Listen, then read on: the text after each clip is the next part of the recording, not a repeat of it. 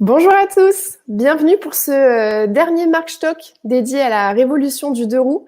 On a eu la chance d'accueillir ce mois-ci différents experts français et internationaux pour nous aider à mieux décrypter ce sujet passionnant qui est vraiment en plein boom depuis un peu plus d'un an. Ce matin, je suis ravie d'accueillir parmi nous Ludovic Bertrand. Bonjour Ludovic. Bonjour Marie, bonjour à toutes et à tous. Ravi d'être avec vous ce matin. Nous aussi. Donc, tu es leader de la plateforme de roues chez Mobivia, mais également président de Smooth. Donc, on va voir ensemble ce matin comment Mobivia, donc leader européen de l'entretien automobile, a pris le virage il y a 10 ans des mobilités urbaines et a commencé à s'intéresser à ce sujet.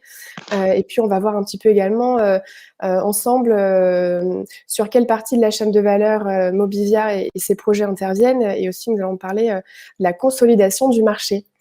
Vous le savez tous, ces talks sont organisés dans le cadre du Mobility Club, ce cercle privé que Via a créé il y a maintenant un peu plus de 3 ans, qui est dédié aux grandes entreprises désireuses de mieux appréhender toutes les mutations du secteur des mobilités et de la Smart City, et désireuses également de renforcer leur lien avec les startups. Donc vous connaissez les règles maintenant, on va passer un peu plus de 15 minutes ensemble ce matin. N'hésitez pas à vous présenter dans le chat à votre droite, mais aussi à poser vos questions. On prendra le temps qu'il faut à la fin de cet échange pour y répondre. Et vraiment, n'hésitez pas à intervenir au fur et à mesure. Ludovic, si on commence par le début, est-ce que tu peux peut-être revenir pour nous sur la stratégie de Mobivia autour du deux roues? Quand est-ce que Mobivia a vraiment eu ce déclic de prendre les devants sur le marché? Oui, effectivement, alors ça date d'il y a un peu plus de 10 ans.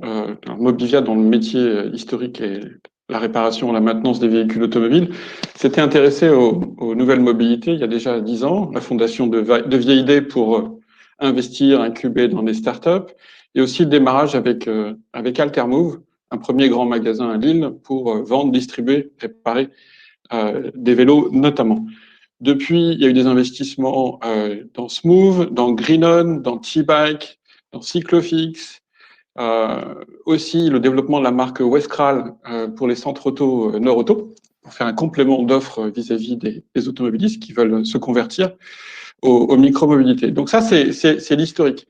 Et depuis, il y a une accélération, vous la connaissez, il y a ce qu'on appelle un cycle vertueux, une conjonction entre une demande d'usagers pour faire de la micromobilité, qui était là avant le Covid et qui s'est accéléré depuis la pandémie, une conjonction avec des investissements publics qui facilitent via de la réglementation, via des infrastructures, les usages, avec des plans vélos en Allemagne, en Angleterre, en France, qui déclenchent de la R&D, des nouvelles boîtes qui positionnent avec des nouvelles solutions, certaines très mécaniques, d'autres beaucoup plus sophistiquées avec de l'électrique et de l'IoT et des data, on y reviendra plus tard. Et ça crée des nouveaux usages, des nouvelles demandes, des vélos cargo, des vélos, des fat bikes, etc., etc. Donc, il y a beaucoup d'innovation. Donc, on est dans un mouvement très, très vertueux, créateur de croissance. On verra tout à l'heure sur les 3 segments qu'on cible, nous, au sein de Mobivia. Et l'idée aujourd'hui de cette plateforme de roue, c'est de s'organiser de façon industrielle. On est le premier spin-off, entre guillemets, de Vieille Idée, qui a pour but de créer des actifs, relais de croissance pour Vieille Idée et pour Mobivia. Et là, on anime une plateforme de roue autour de tous nos actifs, nos startups, nos PME, etc., pour vraiment avoir une stratégie industrielle sur certains segments ciblés de la micromobilité. Super. Et du coup, justement, quelle est un peu votre vision de la chaîne de valeur? Sur quelle partie est-ce que vous intervenez? Alors, on cible principalement trois marchés, et après je reviendrai sur ce que ça implique en termes comment dire, de chaîne de valeur. Il y a d'abord le marché que tout le monde connaît, c'est le marché retail du vélo électrique qui explose, qui est un marché qui est estimé aux environs de 3 milliards, un peu plus de 3 milliards d'euros de ventes. C'est 3 millions de vélos vendus chaque année. C'est un taux de croissance de 25% par an. C'est énorme. Mm. C'est le marché le plus connu. Par contre, il y a énormément de bagarres, énormément de concurrence. Il n'y a pas un mois sans qu'il y ait une nouvelle boîte qui vienne avec un nouveau vélo, une nouvelle offre, plus innovante, plus. La difficulté, c'est de savoir qui va gagner dans ce marché. C'est un peu un océan rouge. En fait, ceux qui gagnent de l'argent, quand on regarde la chaîne de valeur, ce sont les équipementiers, ce sont les Bosch, ce sont les Shimano. C'est eux qui gagnent de l'argent. Donc un marché en pleine croissance, mais qui est très, très, très disputé. À l'opposé, il y a le marché du vélo en libre service, donc le plus connu étant le Vélib, qui représente à peu près un peu plus d'1 milliard d'euros de chiffre d'affaires en 2025 sur l'Union européenne. C'est un marché qui est beaucoup plus petit, qui croît à 10% par an à peu près, mais sur lequel il y a des vraies barrières à l'entrée. Il y a 3 leaders en Europe, Nextbike, PBSC et Smooth, bien sûr, sur lesquels on a investi et on est devenu majoritaire il y a quelques années. C'est un marché qui est très très difficile, c'est un peu comme la Formule 1 du vélo, où on demande de la haute performance et qui nécessite une intégration entre du hardware, du software et des systèmes embarqués. Et donc là, il y a des vraies barrières à l'entrée. Soit il faut être très très bon quand vous êtes en B2G pour gagner les appels d'offres, pour être connu, pour avoir des références, soit en B2C, comme les Lime, avant il y avait Jump, il faut énormément d'investissements marketing, digitaux pour réussir. Donc là, on a un autre segment de marché qui est complètement différent et sur lequel Mobivia a des très bonnes positions, notamment avec Smooth, mais aussi avec Greenon dans le B2B. Et puis, il y a au milieu de tout ça, entre le vélo privatif et le vélo en libre service, on a ce qu'on appelle les vélos en location longue durée ou avec abonnement. Et là, on trouve plein de façons de faire. On a le système subventionné type Véligo, par exemple. On a le système avec flotte, par exemple SwapFit, des vélos qui sont déjà préparés. On en parlait la semaine dernière avec un des leaders de SwapFit.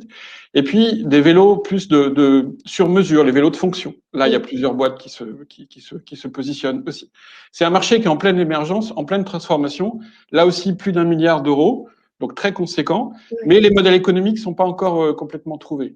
Et on voit qu'il y a plusieurs offres qui se mettent sur le marché. On va voir qui va gagner encore là sur le marché, quelles vont être les offres qui vont réussir. Je reviendrai maintenant sur la chaîne de valeur. Sur ces 3 segments de marché, il y a 3 étapes aussi en termes de segments en termes de chaîne de valeur. Tout en amont, il y a ceux qui conçoivent les solutions, ceux qui conçoivent l'intégration entre le hardware, l'IoT et le software. Typiquement, Smooth, mais aussi des sociétés comme Xi font ce métier à la fois sur la voiture et sur le vélo. Il y en a qui se positionnent en termes de software, par exemple Urban Sharing. Il y en a qui offrent aussi d'autres solutions complètement intégrées, comme Zouv, et j'y reviendrai un peu plus tard. Donc ça, c'est l'amont, c'est le côté très R&D, très développé. C'est des boîtes qui sont plutôt fabless et qui conçoivent des solutions, qui intègrent et conçoivent des solutions. Au milieu, il y a toute la partie industrielle, supply chain, etc. Et on retrouve des assembleurs ou des fabricants de vélos et d'électronique. Voilà. Donc nous, bien sûr, ça c'est le métier qu'on a un peu avec Smooth. On travaille avec MFC, la manufacture française des cycles en Loire-Atlantique, mais aussi avec Between de Decathlon, aussi avec MGTS, qui est notre centrale d'achat, qui fait le lien avec les différents fabricants et équipementiers en Asie. C'est le deuxième segment qui est encore relativement peu industrialisé. C'est quand on compare l'industrie du vélo par rapport à l'automobile, que la plupart d'entre vous connaissent bien, on est à un niveau d'industrialisation qui est très, très, très initial, de l'artisanal plus. Donc, on a encore beaucoup de progrès à faire. Et puis, en aval, troisième métier, soit on est en retail, et là, on retrouve les métiers classiques qu'on connaît, qui sont la distribution et la maintenance. Voilà, donc toutes les chaînes, Altermove, bien sûr, chez nous, il y en a d'autres, et puis Norauto et Midas qui commencent à se mettre à développer des offres complémentaires. Il y a aussi en appui, parce qu'on parle de distribution et maintenance, on a des entreprises dans lesquelles on investit, comme Cyclofix, voilà, qui font de la maintenance en B2C, mais on le verra aussi en B2G avec Smooth & Go. Et plus on est vers les segments de vélo en libre service, moins on est dans la distribution, mais dans l'exploitation. Et il y a un nouveau métier qui naît, qui est celui de l'exploitant de dispositifs en vélo en libre service. Si je prends le cas de Smooth & Go, on parle de 20 000 vélos, c'est énorme. Oui. C'est énorme, en plus il y a beaucoup d'aides électriques. Donc c'est un vrai métier industriel de maintenance, régulation et de réparation. C'est un métier qui n'existe pas ou peu à grande échelle.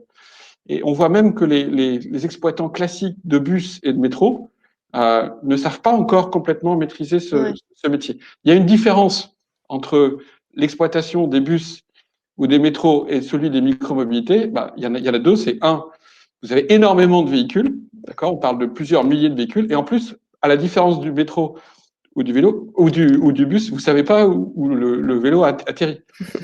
Donc, il y a une sorte d'incertitude et donc, il faut du prédictif, il faut de la régulation, il faut plein de systèmes pour faire ça. Et donc, on a vraiment un autre métier qui apparaît, qui est l'exploitant de dispositifs micromobilité à grande échelle.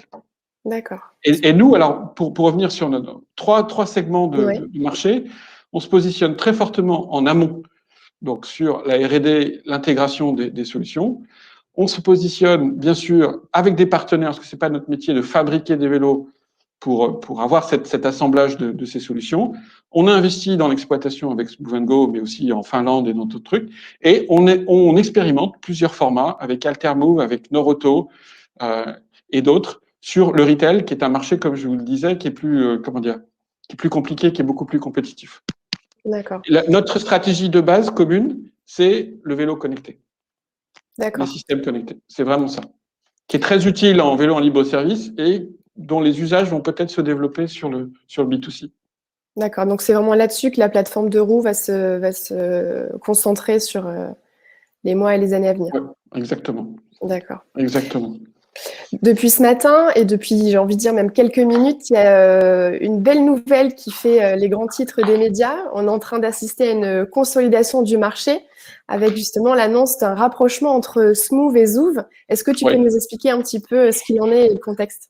Alors, on est très content puisque en fait c'est l'alliance entre Smoove qui a une belle base d'expérience avec des marchés extrêmement différents comme Paris, Moscou, Lima, Helsinki, Vancouver qui est une référence en Amérique du Nord comme étant la ville du vélo, faisait partie de ces leaders historiques du vélo en libre service comme PBSI et comme Nextbike qui avaient une belle base installée mais qui avaient pris du retard technologique quand on compare à des jumps notamment et à des Zouv.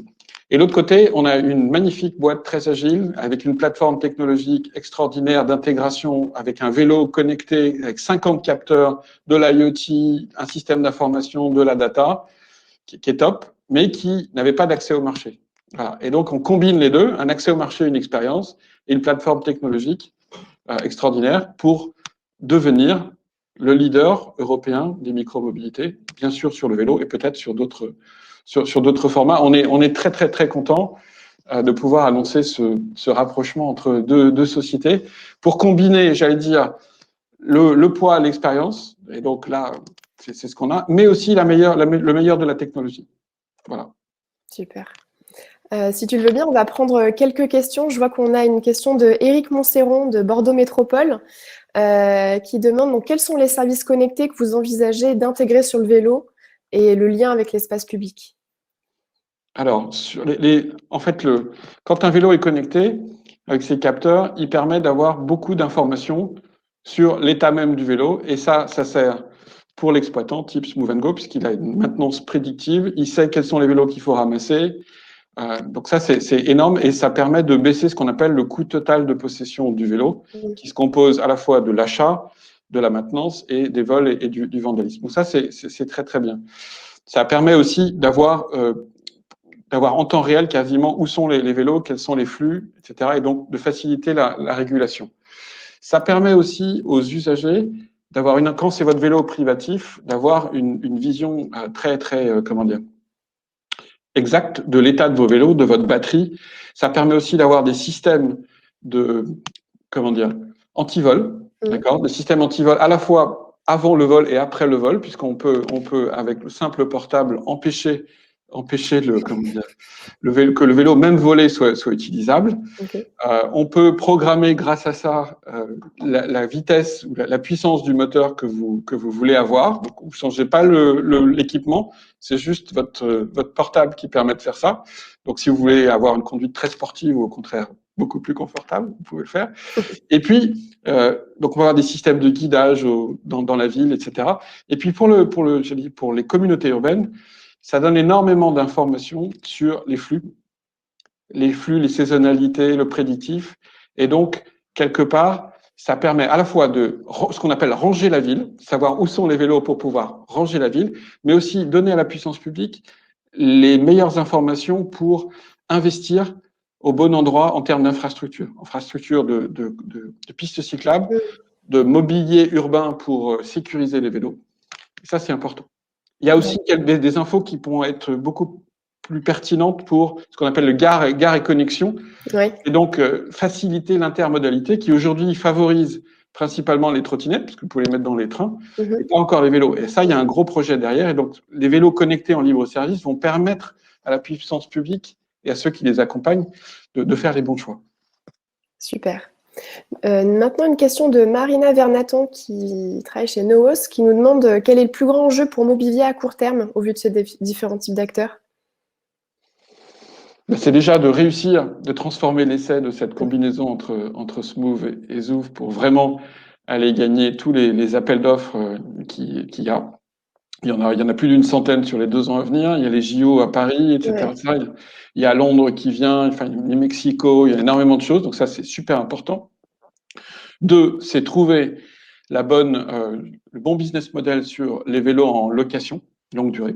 Ouais. On a plusieurs idées, on a aidé plusieurs startups. Faut qu'on trouve le bon modèle.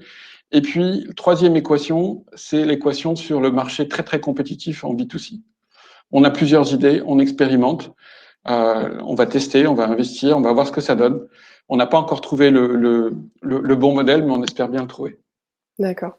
On a une nouvelle question d'Éric Montserron qui nous demande si tu envisages une amélioration également de la sécurité du cycliste et de l'usager qui peut être vulnérable sur la voirie, par échange d'informations peut-être en temps réel, des choses comme ça. Alors, on peut avoir, oui, alors on a des systèmes qui permettent de mesurer à la fois l'accélération et l'équilibre du vélo en 3D, donc qui vous donne exactement là où vous êtes. D'ailleurs, c'est comme ça qu'on peut détecter si le vélo est volé, parce qu'il y a des secousses ou des signaux qui sont anormaux. Ça, c'est une première chose. On pourrait imaginer après des systèmes qui permettent de détecter des objets qui viennent à toute vitesse. Donc ça n'existe pas dans les versions actuelles, mais ça peut être quelque chose qui serait proposé. D'accord, super. Écoute, j'ai l'impression qu'il n'y a pas d'autres questions, ça devait être particulièrement clair. N'hésitez pas, je vous laisse encore tous quelques minutes si jamais vous souhaitez poser d'autres questions à Ludovic. En tout cas, merci beaucoup d'avoir passé ce moment avec nous ce matin. C'était vraiment hyper intéressant. J'ai l'impression que nous n'avons pas d'autres questions. Ah, il y a quelqu'un qui est en train de taper. Oui. Ah, ça y est, tout le monde s'est réveillé. Bon, en attendant, je vais faire mon petit coup de pub pour les prochains talks. Le mois prochain, on va s'intéresser à l'économie circulaire dans les mobilités. Donc, n'hésitez surtout pas à suivre les informations qu'on va diffuser dans les prochains jours pour justement s'intéresser à tout ce qui se fait sur l'économie circulaire, sur la réparabilité, puisqu'on aura entre autres des invités comme Laurent Vounagel, qui est leader chez eWhip, Marine Sapé, qui est cofondatrice de la startup Exter, justement, qui essaie de mieux encadrer tout ce qui est vélo d'occasion, ou encore Ambre Epler de la startup Noos. Alors, écoute, j'ai l'impression que c'est tout bon pour ce matin. Merci énormément, Ludovic, c'était vraiment passionnant. Et puis, on va suivre de près toutes les belles retombées qu'il va y avoir dans la journée suite à cette annonce de rapprochement entre Smooth et Zoov. Merci à tous et puis à très bientôt pour d'autres talks donc, sur l'économie circulaire. Merci Marie. Merci Bonne journée Ludovic. à tous. Bonne journée, au revoir.